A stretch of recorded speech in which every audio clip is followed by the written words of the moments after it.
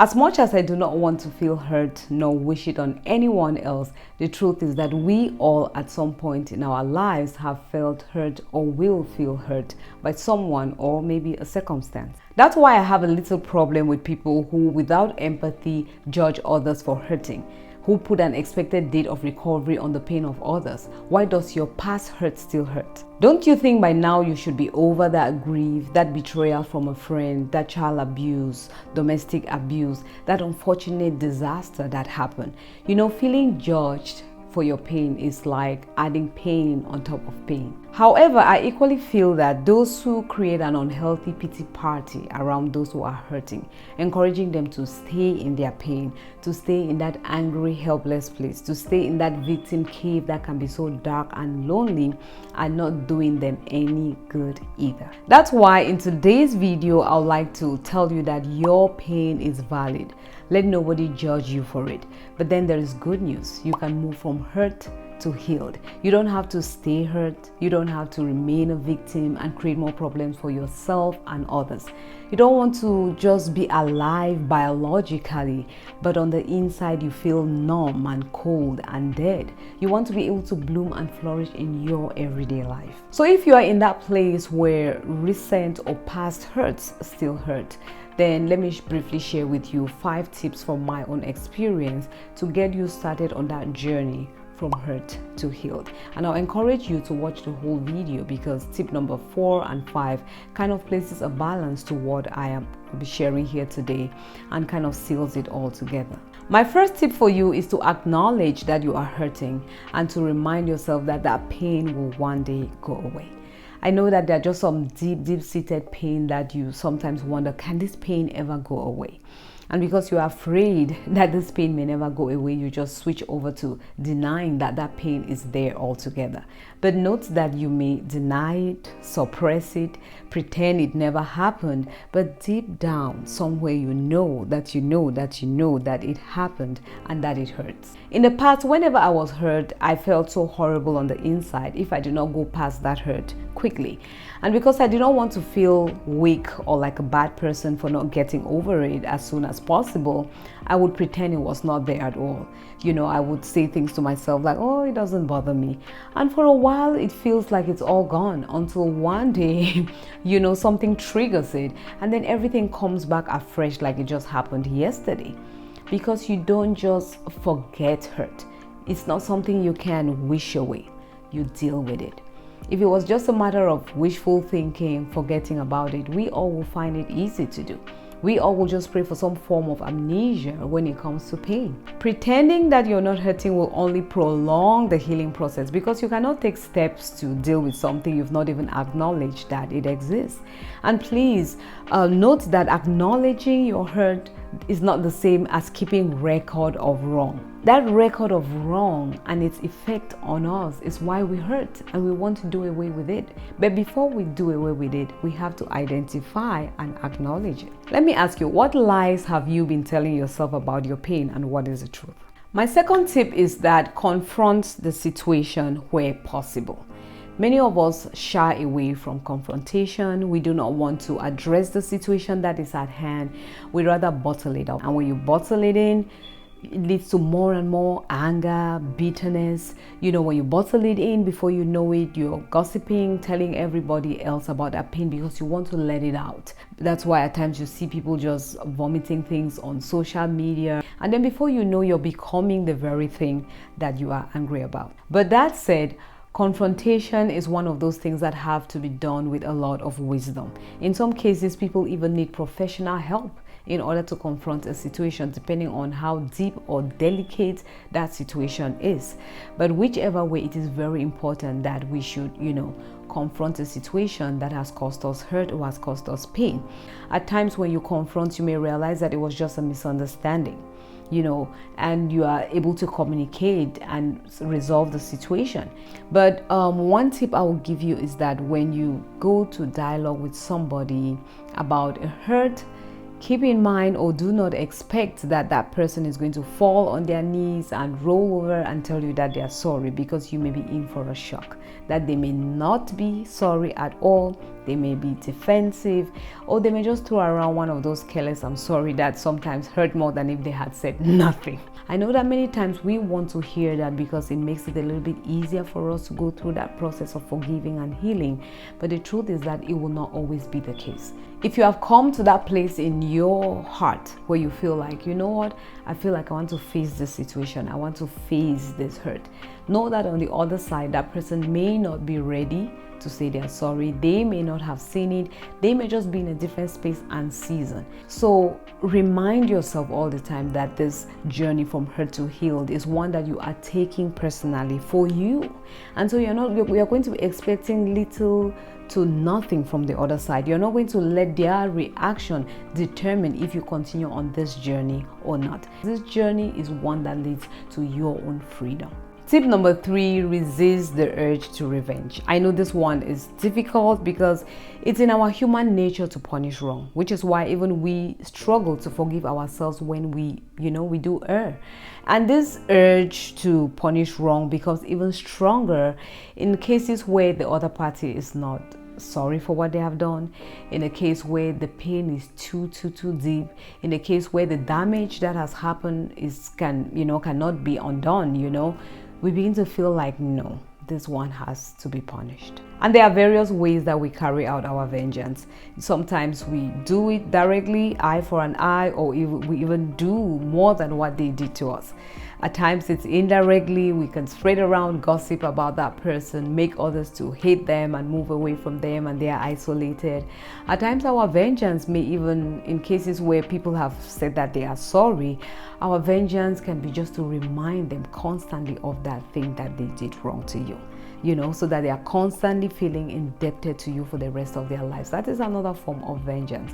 And very few of us can say that we are 100% innocent or not guilty of at least attempting in one way or the other to pay back for some wrong that somebody has done to us. I think that all that vengeance does to us is that if we're not careful, it makes us to become the very thing that we are angry about. But we are encouraged to keep vengeance aside. Allow vengeance to God. And I know why we struggle to allow vengeance to Him is because He's a God who knows how to balance justice and love.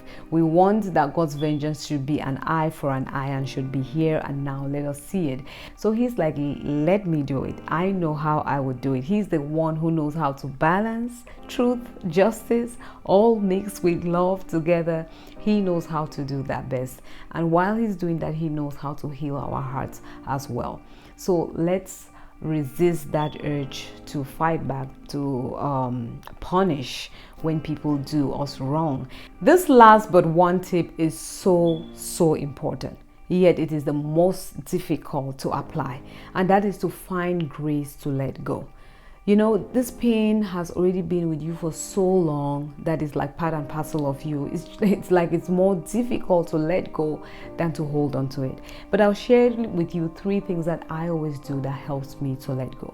The first is that I ask myself, how is holding on to this pain affecting me negatively? I look in my life, how is it affecting me?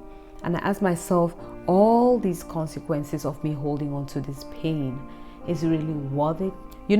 Let's just say, for example, when you're hurt, sometimes you can't even sleep. You hit the bed and all you're thinking about is that situation that is going on, or how things would have gone differently, or maybe somebody that has hurt you and you're constantly thinking about them and that thing that they did that hurt you. Then you cannot even sleep. You wake up in the morning, you're tired, and because you're tired, you're cranky, and because you're cranky, you can't relate with people well. Sometimes people carry it over to work. So you see that something that was an emotional problem has now turned into a health problem because you have anxiety, you have not sleep, you're not feeling your body well, so it becomes a health problem. Something that was an emotional problem becomes a relationship or a social problem because you can't function with others. It has become now a career problem. It even becomes a spiritual problem because you don't really enjoy sweet fellowship with God anymore because you are just in this place where your emotions are all over the place. Most often, people with very, very deep hurt, bitterness, anger, resentment, they struggle to be happy both for themselves and for others. Sometimes they so desire love, but they find themselves pushing love away.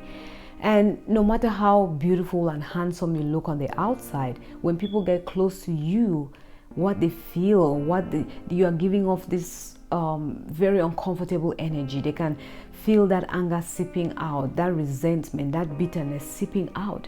And those things at times can push people away from you. And please, this is not, again, like I said before, an attempt to beat you up, make you feel bad about the situation you already are in. This is just an eye-opener. I want you to see it as an eye-opener, to count the cost, to see how much damage holding on to this hurt is costing you, so that it would motivate you to start taking steps towards, moving away from hurt to healed. Another thing I do that helps me forgive and let go when I'm hurt is to remind myself that forgiveness or letting go is not justifying that person's wrong. Letting go is not tolerating it. Letting go does not equally mean automatic reconciliation.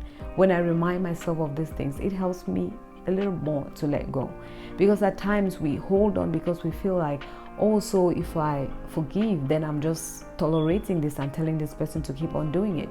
If I forgive, then I'm justifying or I'm saying that it was okay for them to have done that. No, that's not what it means. It simply means that you are telling them that, you know what, you owe me, but I have made a choice to forgive you of that debt. Another key thing I do, which makes it a lot easier for me to forgive and let go, is that I remind myself of how much grace I myself have consumed. I remind myself that I'm living a life of grace. I've been forgiven by both God and man.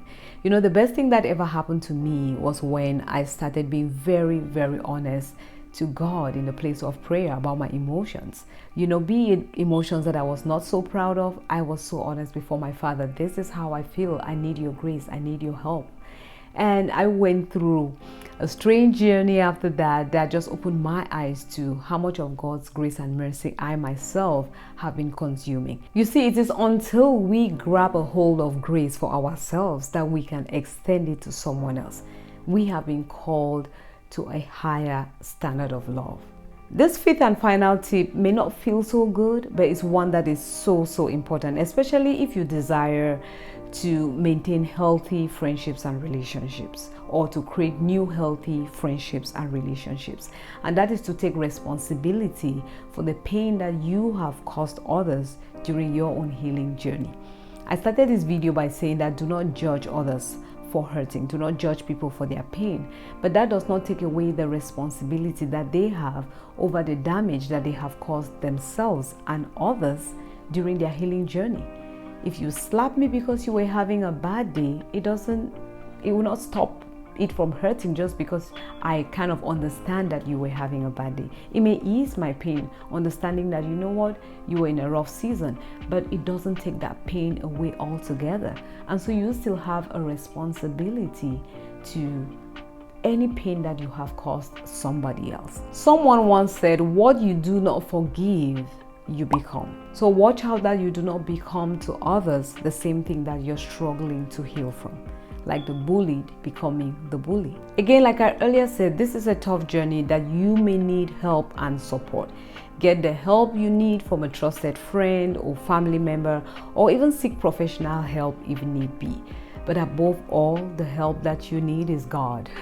He is the one that can heal every broken heart. So you need Him. He's your greatest help in time of trouble, in time of pain. So if your past hurts still hurt, then please grab these tips and embark on that journey from hurt to healed. Do not allow that pain to harden your heart. Yes, set your boundaries. Set those healthy boundaries because you need them. But don't let your heart be hardened. Don't let it build a wall around you where you are surrounded by so many, yet you feel so lonely. Don't rob yourself of the many more beautiful, healthy friendships and relationships out there that you could start, build, and enjoy. I hope you found this helpful. If you did, please do me a favor and give this video a thumbs up. And don't forget to let me know in the comment section below which of them resonated with you the most. Or maybe you want to let us know which of them you think is the most difficult to implement. I'll be so interested to have that conversation with you in the comment section below. Thank you all so much for watching, and do tune in again for more tips on how to bloom and flourish in your everyday life.